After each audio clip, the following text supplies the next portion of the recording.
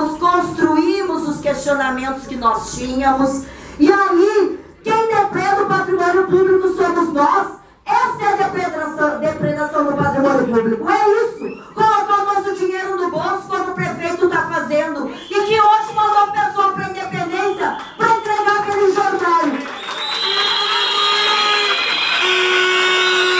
Eu espero que essa sessão seja gravada, porque ela vai entrar na história.